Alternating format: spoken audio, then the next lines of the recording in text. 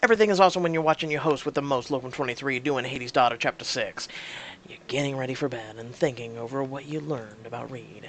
There's so much material, you ended up focusing on just one part of his life. Reid's early life. According to the biography you found online, Reid became a ward of the state at birth, and his first foster family was in only for the money. He was a difficult kid and bounced from one family to the next. Poor guy, at least I've got a dad, Adrian, Kyle, and I have a home. The woman who ran the group home where he lived before striking out on his own told the reporter Reid had been nothing but trouble. Fights, mostly. He also used to lift toys from the rich kids and sell them to the children in the home or pay them in stolen goods for doing his chores. Sounds like we could have been friends. The woman said he ran away for the final time at the age of 17 with the intention of starting a gang. The Grim Reapers. You sigh and rub your eyes. The Devil's Daughter can't seem to help attracting bad boys like Reid Bryce, who happens to be a very, very good dancer. Aren't opposites supposed to attract? Shouldn't I be into a regular boy my own age, like Hunter? I wonder who Dad would approve of more, a nice human or a badass gangster? I'm gonna go with Adrian, because I like him more. The answer is obvious. Neither. He wants grandkids of demon stock. You decide to call home before you go to bed. Dad? Hey, Scar. How are you? Not 100% actually. I had a little dust up earlier. Did somebody mess with you? I will have their intestines for a scarf! Oh, Dad. You're back to being my favorite again. It's really okay. But during the fight, the other guy got in a lucky hit and it really hurt. I had to drink a ton of blood to heal up. Are you sure you don't need someone to become my new favorite refreshment? Do angry fathers on Earth still do the shotgun thing? God damn it. And I immediately think of Clint Eastwood loading a shotgun. Or crazy idea, you could dispatch someone to this here inferno yourself. You know, to get a taste for how things work at the entry level of the... Sure, I'll consider experimenting with murder as a hobby, but I really need to know. When I came to Earth, did I give up? I mean, if I have to be totally human, I want to still be here, but am I... Still immortal? No, that's part of my question. I mean, I guess. Am I still your daughter? Nothing on Earth, in heaven, or in hell will stop you from being Hades' daughter, honey. Nothing. Thanks, Dad. No, there haven't exactly been a lot of demigods wandering about lately, but being around people might be making your human side a little more prominent. Not sure how I feel about the humanity rubbing off on you, but it could be an advantage in terms of your horns and wings not coming out without extreme provocation. You wince. Glad I can't see you. And I know about the incident on the first day of school, by the way. How the hell? Omnipotent and omniscient, remember? Or Kyle told you. Wouldn't you like to know? Anyway, I need to confer with Zeus to be sure, but... Wait, aren't you omnipotent? My darling daughter, the smartass. I think you just need to be careful. Remember, if you get in over your head, you can always teleport home.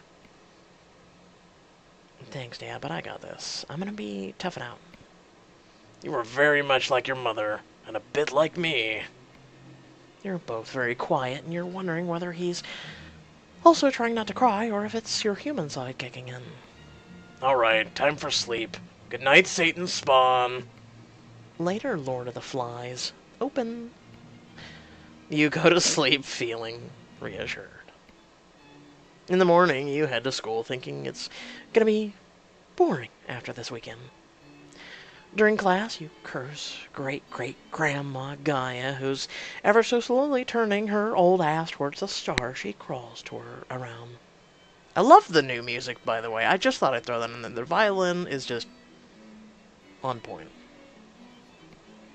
Before PE, I need to tell the coach her period just started, so no PE. Changing it. Oh. Damn. Changing into sports top and tights. Right. That my option is I started my period or dress? Really? God damn it.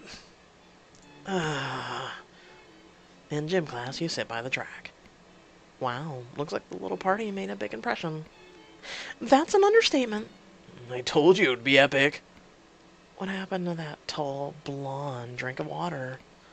You mean Adrian. I danced with him after you went inside, and I thought things were developing nicely. Then he bolted to look for you, then came out and said the party was over. Oh man, that's right. I was so lit up I didn't even ask why. So, what was the deal? I have to distract my friends. I don't know about you, but I want to know what the deal with Tiffany's party. Ixnay on the talkite about her artepe. Because, speak of the devil. What are you guys talking about? Tiffany struts up to your perch. What is the loser club talking about? Oh, how we couldn't wait for your newest member to join us. Glad you finally made it. Shut up. I swear, if you say whore, I will wreck you. If the spandex fits. Anyway, if I had an open bar, my party would have been just as popular, but unlike some people, I don't break the law. Are you for real? On Sunday, I got in a real private jet and flew to a real exclusive resort for a few hours, so yeah, I guess I am. What did you do? Pick up 1,000,000 red plastic cups and feel sorry for yourself? Actually, I picked up 1,000,000 plastic cups, foiled a kidnapping, and was rescued from peril by a smoking hot stud in diabolically tight pants. As if. I think she means it. Tiffany squeaks in surprise. Bianca and Hunter freeze. Play cool. I hope I mean you. I had my pick of hot guys this weekend, though. Such as yours truly. And that Viking god. Let's not forget him. I haven't. So there you go, Reid. What are you doing here? I said I'd come find you. How did you find me? I've got my ways. And one of those ways is trespassing on school property. Not smart. I'm not really into rules. Clearly, like statutory laws. Come again? I'm just saying, isn't she a little young for you? Isn't she too good for you? First of all, guys, I'm standing right here. Second of all, I'm not a prize you win in a stupid argument. I make up my own mind. So, you wanna go out with the... What did you call me? The smoking hot stud? Are you asking or telling? Whichever you want it to be. Either way, I'd expect a name and a time and a place. I'd expect you to accept if I go to all that trouble. I might already have plans that night. Cancel them. Put him in his place. You like a guy to be confident as much as the next guy, but I was way too arrogant. The only guy who gets to talk to me like that is the Lord of Hell, not some mortal. Oh, hell no. If you're looking for a little bitch, you're barking up the wrong tree, buddy. You lean towards him and whisper, Bossy, bossy. As I told your guard dog, you don't know what you're playing with. You're right. Let me ask you properly. I'd love to get to know you better if you would do me the honor. Tell you what. Bell rings, students get up and head inside, although Bianca has to move Hunter along with her foot. Impress me. Something no one else around here would do. Oh, so it's a challenge you want. Be careful what you wish for. Hey, hang on. This doesn't concern you, man. I'm trying to say... And I'm saying I've got this handled, kid. Hold up. He's my friend and I don't need you getting nasty with him. Bianca takes your arm. Sorry, hard to breathe when the air is filled with testosterone. We need to be getting changed and, somebody has places to be. The two of you walk across the field. Boys. For real. You two laugh and fist bump. When you and Bianca emerge from the locker room, Hunter is waiting. Where'd he go? I guess he had some place to be.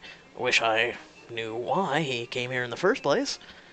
Man, as soon as we graduate, nothing and no one will get me back here. I can think of at least one reason. Right, Scar? You laugh and head to the cafeteria with your friends. Okay, the violin's kind of annoying at this point. Can we have a change of music? As you're finishing your lunch, you hear some muffled screaming and commotion. The doors burst open. A boy runs in and gasps out a few details. Wait. Is this what I think it is? Dun, dun, dun, dun, dun, dun, dun. Really? In the hall. Blood. Dead body. You and your friends run to the hallway. A crowd of students blocks your way. You squeeze through. Lying on the ground at the base of the wall is the body of the thug who attacked you at the beach. On the wall, someone has painted in big red letters, "See you at 5 p.m. where we first met." Oh, wow. That impresses me. The graffito is in what appears to be thug's blood. Students and some of the teachers are screaming, which reminds you of home. The hallway is crowded, and the odor of panic is so strong even the mortals have got to be able to smell it. What you don't smell is blood. Or death. Humans start to decay almost the minute they die, and a demon can smell it. In fact, in addition to panic and sweat, you're pretty sure you can smell ketchup. You crouch down by the body. Sure enough, it's Danny, the dirtbag who beat you up, and his hot blood is still all inside of his veins. You hiss at him. No one will ever hear you in all the chaos. I know you're alive. One of his eyes cracks open and immediately closes. Now you smell fear. Some nice, healthy terror of you. Oh my god, you're touching a corpse! Her screams set off a chain reaction of horror. Yes! I need to go back to high school now. Damn it all the hell! You stand up to try and calm everyone down, but there are too many frightened people in the hallway, and you nearly get knocked down. You stumble backwards and accidentally trample on Danny's stomach. You get a little kick out of his heroic efforts to stay dead. The teachers are failing at managing the crowd without using demon powers. Fire! You don't need to put any demon in your voice. The word spreads like fire itself. Please proceed towards the exits in an orderly fashion. You let the crowd carry you towards the wall and along it until you're close to a fire alarm.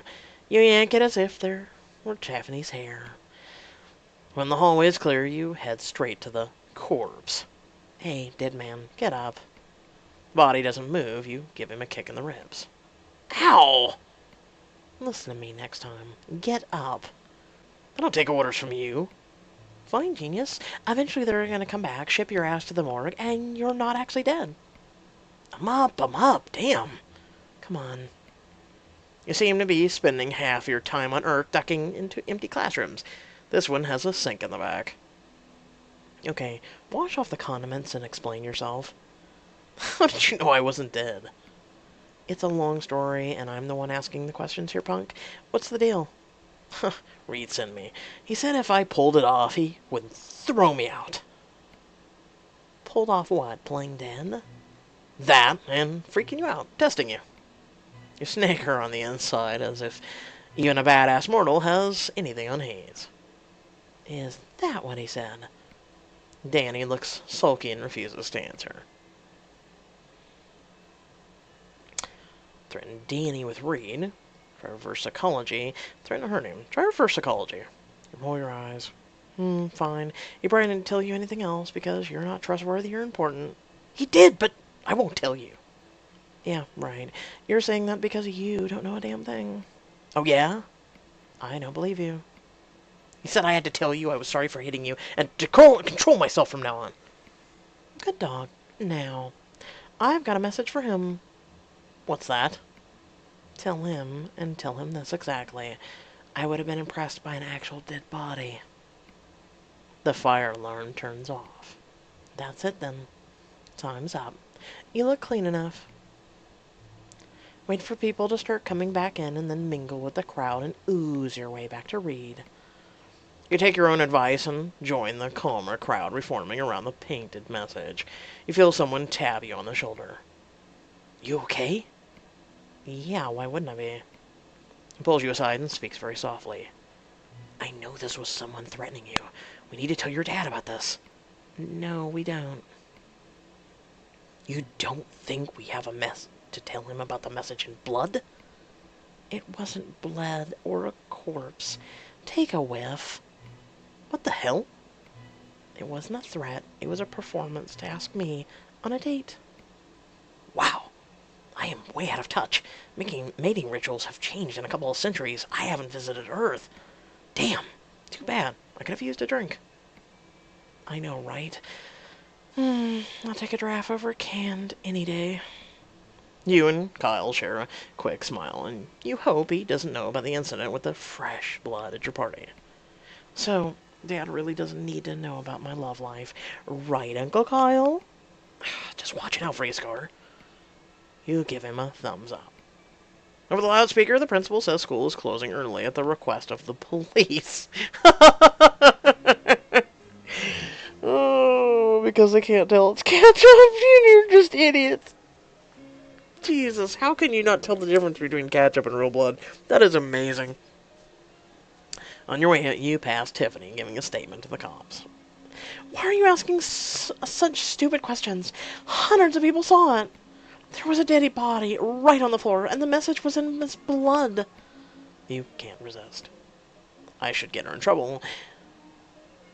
Set her off like the alarm. Set her off like the alarm. I hope you find the bad guy soon. School is going to be really scary until you do. I'd like to get back to the happy days when we were scared of Tiffany shrieking. I hate you, Scar. See? Exactly what I mean. The pleasant sound of her screaming fills the air as you saunter to the parking lot. You arrive home in a terrific mood, but what's the bloody lump on your doorstep? Please don't tell me he actually delivered a dead body. Please, for the love of God. With that being said, I'm actually really enjoying this as this goes on. This is really starting to evolve into something I really like even more.